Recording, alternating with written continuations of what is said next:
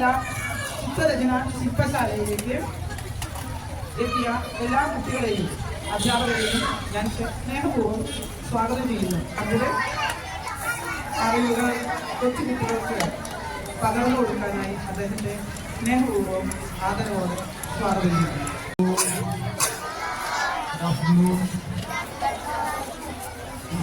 എല്ലാവരും നമ്മുടെ എക്സിബിഷൻ കണ്ടോ? ചിത്ര പ്രദർശനം കണ്ടോ? രാജാ രവിവർമ്മയെ കുറിച്ച് കേട്ടുള്ളതാണ്.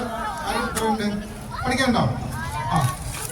രാജാ രവിവർമ്മ എന്ന ചിത്രകാരൻ നമ്മുടെ കേരളത്തിൽ ജനിച്ച തിരുവനന്തപുരം ജില്ലയിൽ ജനിച്ച ഒരു മഹാനായ വിശ്വവിഖ്യാതനായ ഒരു ചിത്രകാരനായിരുന്നു. അദ്ദേഹം ചിത്രകാരനായെന്ന് അറിയാം. രാജാ രവിവർമ്മ എങ്ങനെ ചിത്രകാരനായതെന്നറിയാം. നമ്മുടെ വീടുകളിലൊക്കെ ചോക്ക്, കരി അങ്ങനെയുള്ള കളറൊക്കെ ഉപയോഗിച്ച് നമ്മുടെ ചുമരിലൊക്കെ ചിത്രം വരയ്ക്കും അല്ലേ? അപ്പൊ നമുക്ക് പാരൻസ് എന്ന് പറയും, ചീത്ത പറയും, അല്ലെങ്കിൽ അടിക്കും അല്ലേ? ഇതൊക്കെ ചെയ്യല്ലേ? നമ്മള് കട്ട കരിയൊക്കെ കൊണ്ട് ചിത്രം വരച്ചു കഴിഞ്ഞാൽ പാരൻസ് എന്തായാലും പുതിയ പിന്നെ കഷ്ടപ്പെടാണെങ്കിൽ നല്ലോണം ചീത്ത പറയും അല്ലേ? അടിയും കിട്ടും.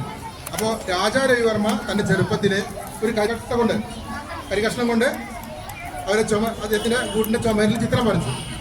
ആ ചിത്രം അദ്ദേഹത്തിന്റെ അമ്മാവൻ കണ്ടു. ആ അമ്മാവനാണ് രാജാ രവിവർമ്മയെ ചിത്രം വരയ്ക്കാനുള്ള ക്ലാസ്സിന് വിട്ടതും ചിത്രത്തിനെ പഠിക്കാൻ വേണ്ടി വിട്ടതും. അങ്ങനെയാണ് രാജാ രവിവർമ്മ എന്ന ചിത്രകാരൻ ഉണ്ടാവുന്നത്. അദ്ദേഹം ആർട്ട് പഠിച്ച് നന്നായിട്ട് വരയ്ക്കാൻ തുടങ്ങി ലോകം അറിയപ്പെടുന്ന ചിത്രകാരനായി. അങ്ങനെയാണ് രാജാ രവിവർമ്മ എന്ന ചിത്രകാരൻ. അപ്പോൾ നമ്മളെ പാരൻസൊക്കെ ചീത്ത പറയുന്ന അല്ലെങ്കിൽ തല്ലുന്ന ആ ഒരു കാര്യം രാജാ രവിവർമ്മയുടെ കാര്യത്തിൽ വലിയ സംഭവമായി അദ്ദേഹം ഒരു ചിത്രകാരനായി. ഓക്കെ, ഇനി എല്ലാവരും ശ്രദ്ധിക്കാം, ബോർഡിലേക്ക് ശ്രദ്ധിക്കട്ടോ.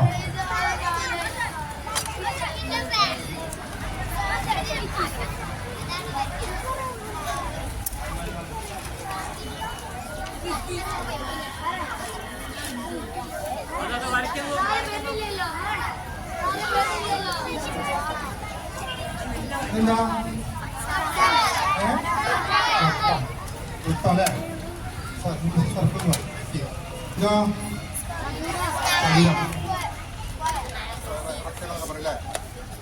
ഇതോ ത്രികോണം പറയല്ലേ?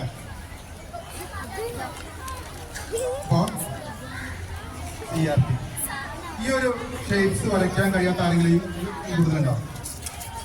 ഈ ഒരു ഷേപ്സ് വരയ്ക്കാൻ കഴിയുന്ന ആർക്കും എന്താ കാരണം?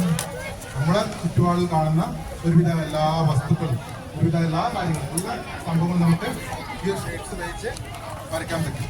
ഓക്കെ, ഫ്രൂട്ട്സ് പറയും. ആപ്പിൾ അങ്ങനെ കാണിക്കാം, വട്ടം വരച്ച് ചെയ്യാം. അതുപോലെ ആപ്പിൾ ഇത് ഉണ്ടല്ലേ?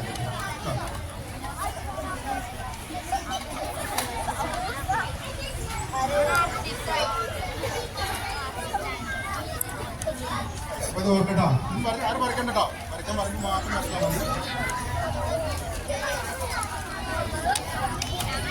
നമ്മളോട് ആപ്പ് വരയ്ക്കാൻ പറയും. നമ്മളെന്തെങ്കിലും പുസ്തകം നോക്കി ആപ്പ് വരയ്ക്കാൻ പറയുമ്പോൾ നമ്മൾ എന്ത് ചെയ്യും? നമ്മളൊരു ഭാഗത്ത് നേരെ ആപ്പിന്റെ ഷേപ്പ് നോക്കി വരയ്ക്കാൻ തുടങ്ങും. അപ്പോൾ തെറ്റും, റൈസ് എടുക്കും, പിന്നെ വരയ്ക്കും അല്ലേ? എന്നാല് നമ്മളെ ഈ ഷേപ്സിനെ കുറിച്ച് അറിയുന്ന ആള്, ഈ ഒരു ആപ്പിനെ കുറിച്ച് അറിയുന്ന ആളെ സംബന്ധിച്ച് ഈ ആപ്പ് എന്ന് പറയുന്നത് വളരെ സിമ്പിളായിട്ട് വരയ്ക്കാൻ പറ്റുന്ന ഒരു കാര്യമാണ്. ട്രയാങ്കിൾ വരച്ചു മനസ്സില്ല? ഇത്രയും ഭാഗം നമ്മൾ ഇവിടെ ഇന്ന് റൗണ്ട് ചെയ്ത് കൊടുക്കുക. ഇവിടെ നിന്ന് റൗണ്ട് ചെയ്യുക. അപ്ലൈ ആവും. ആയിട്ടില്ല അവിടെ നിന്നുണ്ടെങ്കിൽ ഇതൊന്ന് റൈസ് ചെയ്യണം അല്ലേ?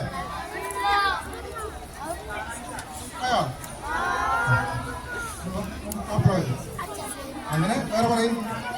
വേറെ ഓറഞ്ചിന്റെ മുന്തിരിന്റെ അതൊക്കെ ആണല്ലേ? അത് നോക്കാനില്ല. പിന്നെ നമ്മുടെ എന്താണ് പൈനാപ്പിൾ ഷേപ്പ് നേരത്തെ പറഞ്ഞ ഈ റൗണ്ട് ഷേപ്പാണ്. അതിന് ക്ലോസിട്ട് ഇവിടെ ഈ പച്ചക്കാലം പൈനാപ്പിളായി അല്ലേ?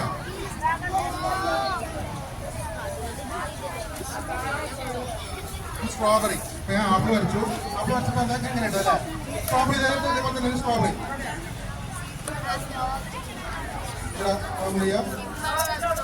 കുറച്ച് ലീഫ് വരച്ചു കൊടുക്കുക. ഡോട്ട്സ് കൊടുക്കുക. സ്ട്രോബെറി ആയോ? അല്ല ആയി. പിന്നെ ഈ ക്യാരറ്റ് വയ്ക്കാൻ പാടില്ല, പച്ചക്കറി. അത് നമ്മൾ ഈ ട്രയാങ്കിൾ തന്നെ വയ്ക്കും.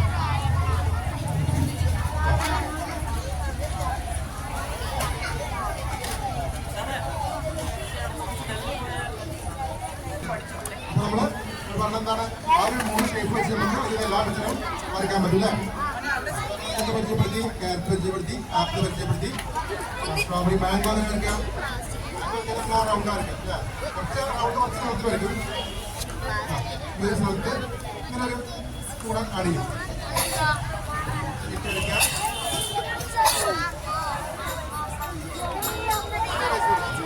മാംഗോയോ? മാംഗോ അങ്ങോട്ട് തിരിഞ്ഞിട്ടാണെങ്കിൽ ആ സൈഡിലാണ്, ഈ സൈഡിലാണ് നമ്മൾ പിന്നെ കൊടുക്കാം അല്ലേ? ഇവിടെ കേസ് കൊടുക്കും. ഇത് റൗണ്ട് കൊണ്ടാണ് ചെയ്യണം അല്ലേ? നമ്മൾ ആദ്യം വരച്ച വൃത്തം സർക്കിൾ കൊണ്ടാണ് വരയ്ക്കുന്നത്. ഇനി വീട് വരയ്ക്കണം നോക്കിയാ, വീട് വരയ്ക്കാൻ എന്താണ് സിമ്പിളാണ്. ആദ്യം നമ്മൾ വരയ്ക്കുന്നു, പിന്നെ മൂന്നാമത്തെ ഷേപ്പായിട്ടുള്ള ട്രയാങ്കിൾ കൊണ്ട് വരയ്ക്കുന്നു. ഇതിനൊക്കെ റെക്ടാങ്കിൾ വരുന്നത് അല്ലേ? ഡോർ വരുന്നത് റെക്ടാങ്കിൾ ചതുരമാണ്. അതിന് വിൻഡോ വരുന്നത് ചതുരമാണ്. തറ ഉണ്ടാവും, തറ വരുന്നത് ചതുരമാണ് അല്ലേ? ഇനി വേറെ സൈഡ് അതിന് നമ്മളതുപോലെ സ്ക്വയർ വരയ്ക്കുന്നു. അതിൻ്റെ മുകളിൽ ഇതേപോലെ സ്ക്വയർ വരയ്ക്കും. പത്തനം വീടായില്ലേ? ഡ്രസ്സിൻ്റെ വീട് ഉണ്ടാവില്ലേ? നമ്മൾ ഉദ്ദേശിച്ച വീടിലല്ല. ഇതാ ഇവിടെ ക്ലോസ് ചെയ്തെടുക്കാം, പ്രൈസ് ചെയ്യാം. ഇവിടെയല്ലോ, ഇവിടെയോ? നിങ്ങൾ ഈ പറഞ്ഞ പോലെ തന്നെ ഡോറും വിൻഡോയൊക്കെ വരച്ചു കൊടുക്കും അല്ലേ? കൂടാവും. ഇനി നമ്മൾ പറഞ്ഞില്ലേ ചുറ്റുപാടുള്ള എല്ലാ കാര്യങ്ങളും, ഇതിൻ്റെ എല്ലാ കാര്യങ്ങളും ഇനി ആകാശിക നോക്കിയാലോ? കണ്ണിൻ്റെ കണ്ണ്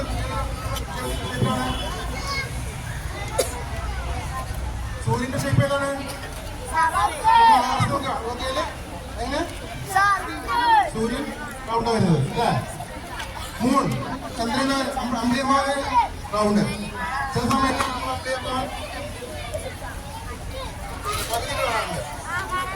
അല്ലേ? ഇത് നമ്മളെങ്ങനെ വരയ്ക്കുകയാണെങ്കിൽ ഇങ്ങനെയൊക്കെ ഷേപ്പൊക്കെ ശരിയാവില്ല. ഇങ്ങനെ തെറ്റി തെറ്റി കൊണ്ട് ഒരുപാട് സമയങ്ങൾ തങ്ങി വെച്ചു. അതിനെ മറിച്ച് ഈ റൗണ്ട് വരയ്ക്കാൻ കഴിഞ്ഞാൽ കൊടുക്കുക.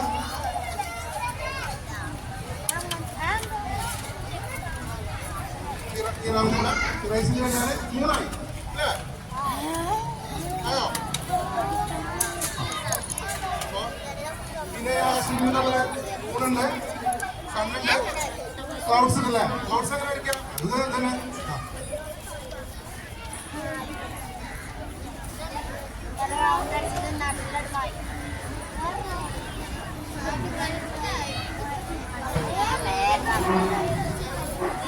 മനസ്സിലായോ? ഇല്ലല്ലേ? കേട്ടില്ലേ? മായ്ച്ച് ഉള്ളിൽ മായ്ച്ചു കഴിഞ്ഞാല് മനസ്സിലായോ?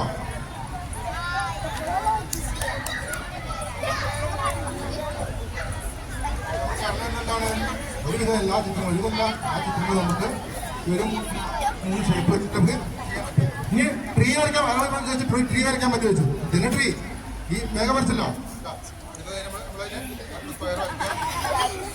ഇനി ഒരു താഴത്തെ റെക്ടാങ്കിൾ വരയ്ക്കണം. വെയിൽ വരയ്ക്കണം അല്ലേ? സോറി, ട്രയാങ്കിൾ വരയ്ക്കണം. വെയിൽ വരയ്ക്കട്ടെ. ഇതുപോലെ റൈസ് ചെയ്യാം.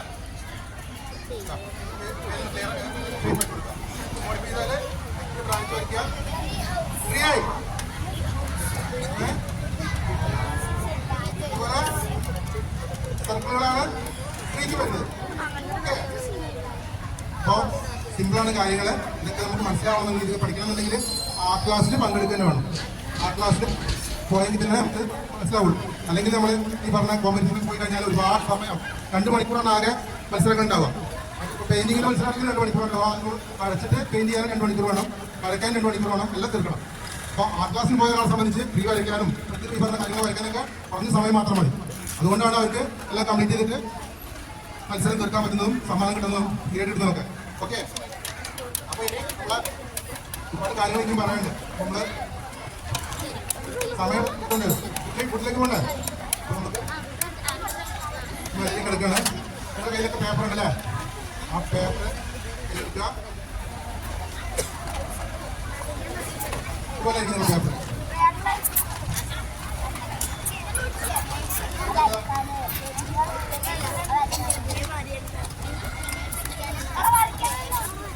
ഉള്ള പേപ്പർ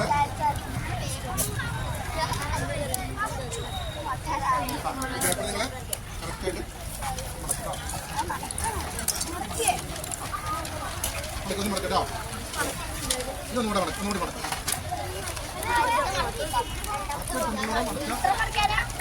ഇതുപോലെ മടക്കി കഴിഞ്ഞാൽ നിങ്ങൾക്ക് ഇതുപോലെ കിട്ടും.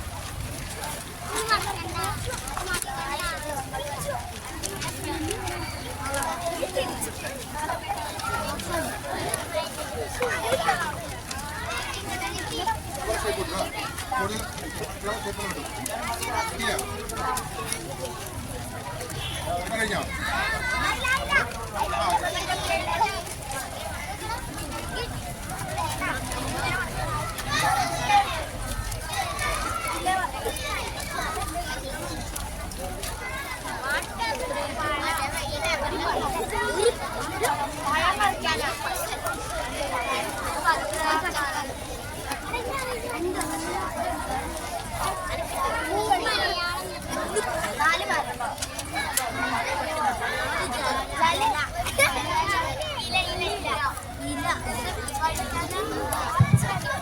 നമ്മൾ മടക്കി കഴിഞ്ഞാൽ ഒന്നാമത്തെ കുളത്തിൽ വരയ്ക്കേണ്ടത് പഴം. നിങ്ങൾക്ക് പലർക്ക് പല തരത്തിലുള്ള പഴങ്ങൾ ഇഷ്ടമാവില്ല. നിങ്ങൾ വീടുകളിൽ പല തരത്തിലുള്ള പഴങ്ങൾ ഉണ്ടാവും, ചെടിയിലും മരത്തിലും ഒക്കെ പഴങ്ങൾ ഉണ്ടാവും. അതുപോലെ ഫ്രൂട്ട്സ് കടയിൽ ചെന്നാൽ ഒരുപാട് പഴങ്ങൾ വാങ്ങാൻ കിട്ടും അല്ലേ? നൂറുകണക്കിന് പഴങ്ങളുണ്ട്. അപ്പോൾ നിങ്ങൾക്ക് നന്നായി വരയ്ക്കാൻ പറ്റുന്ന നിങ്ങൾക്ക് ഇഷ്ടപ്പെട്ട പഴം, നന്നായി വരയ്ക്കാൻ പറ്റുന്ന പഴം ഈ ഒന്നാമത്തെ കുളത്തിൽ വരയ്ക്കും. വരയ്ക്കുമ്പോൾ ശ്രദ്ധിക്കേണ്ടത് ഈ കുളത്തിന് ഈ കോർണർ പോയിട്ട് ചെറിയൊരു വെബ്സൈറ്റ് വരും. മാക്സിമം ഈ ഒരു സ്പേസ് യൂട്ടിലൈസ് ചെയ്ത് ഈ ഒരു കോളം നിറച്ച് വേണം വലുതാക്കി വേണം വരയ്ക്കാൻ. അതുപോലെ തന്നെ രണ്ടാമത്തെ കുളത്തിൽ നിങ്ങൾക്ക് ഇഷ്ടപ്പെട്ട പച്ചക്കറി എന്തിനു ഉപയോഗിക്കാം? പച്ചക്കറി അറിയോ? വെജിറ്റബിൾ അറിയില്ലേ? കറി വെക്കാനും ഉപ്പേരി വെക്കാനൊക്കെ ഉപയോഗിക്കുന്ന സാധനമാണ് പച്ചക്കറി, വെജിറ്റബിൾ. അപ്പോൾ ആദ്യം നമ്മുടെ മനസ്സിലേക്ക് പച്ചക്കറികളൊക്കെ ഇടയ്ക്ക് വരട്ടെ. അല്ലെങ്കിൽ നമ്മൾ വീട്ടിൽ കൊടുക്കുന്നതൊക്കെ ടേബിളിൽ കൊടുക്കുന്ന പച്ചക്കറികളില്ലേ അതൊക്കെ മനസ്സിലേക്ക് വളർത്താം. ഒരു ആർട്ടിസ്റ്റിന് വേണ്ടതാണ്. നമ്മൾ ഒരു സാധനം കാണുമ്പോൾ മനസ്സിൽ പകർത്തണം. പിന്നീട് നമ്മൾ ആ ഒരു മനസ്സിലുള്ള ചിത്രം വെച്ചിട്ടാണ് അത് വരയ്ക്കുക. അപ്പോൾ നിങ്ങളെല്ലാവരും ഇനി മുതൽ എന്ത് ചെയ്യണം? എല്ലാ വസ്തുക്കളെയും ഷേപ്പ് മനസ്സിലാക്കി വെക്കണം കേട്ടോ. അപ്പോൾ ആരും ധൃതി പിടിച്ച് വരയ്ക്കണ്ട, നന്നാക്കി വരയ്ക്കണം നമുക്ക്. അപ്പോൾ പെട്ടെന്ന് വരച്ച് കഴിഞ്ഞെന്ന് പറയില്ല, നന്നായിട്ട് വരയ്ക്കാം കേട്ടോ. തുടങ്ങിക്കോ. ഒന്നാമത്തെ കുളത്തിലെ പഴം, രണ്ടാമത്തെ കുളത്തിലെ പച്ചക്കറി, മൂന്നാമത്തെ കുളത്തിൽ പൂവ്, നാലാമത്തെ കുളത്തിൽ ഇല. ഈ കാര്യങ്ങളാണ് വരയ്ക്കേണ്ടത്. ഒന്ന് വരച്ചാൽ മതി. ഒരു കുളത്തിൽ ഒന്ന് വരച്ചാൽ മതി. നന്നായിട്ട് വരയ്ക്കാൻ പറ്റുന്ന പഴം, നന്നായിട്ട് വരയ്ക്കാൻ പറ്റുന്ന പച്ചക്കറി, നന്നായിട്ട് വരയ്ക്കാൻ പറ്റുന്ന പൂ, വരയ്ക്കാൻ പറ്റുന്ന ഇല. ഇങ്ങനെയുള്ള കാര്യങ്ങളാണ് വരയ്ക്കുന്നത്. ധൃതി പിടിക്കണ്ട, തിരക്ക് കൂടണ്ട, നന്നായിട്ട്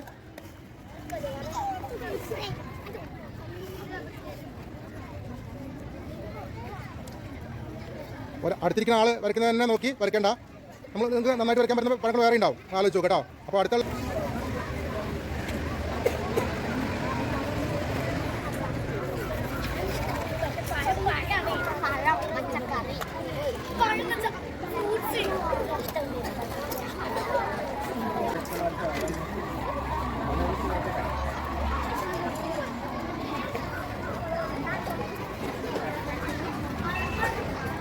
സംശയം കൊണ്ട് ചോദിക്കട്ടോ.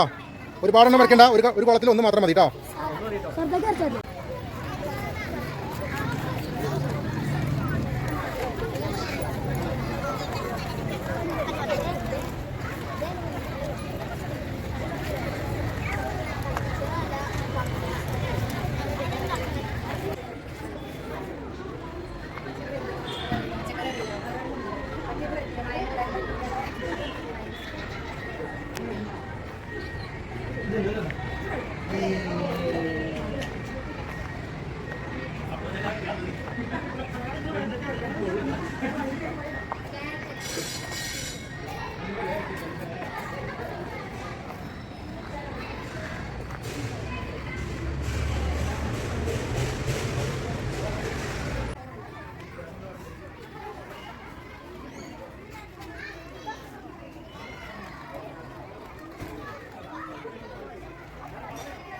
അപ്പോൾ നന്നായിട്ട് വരയ്ക്കാൻ പറ്റുന്നത് അത് വരയ്ക്കട്ടോ. നന്നായിട്ട് വരയ്ക്കാൻ പറ്റുന്നത് വരയ്ക്കാം. ഒരിക്കലും ഇഷ്ടമുള്ളത് വരയ്ക്കണം നിർബന്ധമില്ല. നമുക്ക് നമ്മൾ കണ്ടു പരിചയമുള്ള നമുക്ക് നന്നായിട്ട് വരയ്ക്കാൻ പറ്റുന്ന നല്ല ഒരു പഴമാണ് വരയ്ക്കേണ്ടത്. അതുപോലെ പച്ചക്കറിയാണ് വരയ്ക്കേണ്ടത്. ഓക്കെ.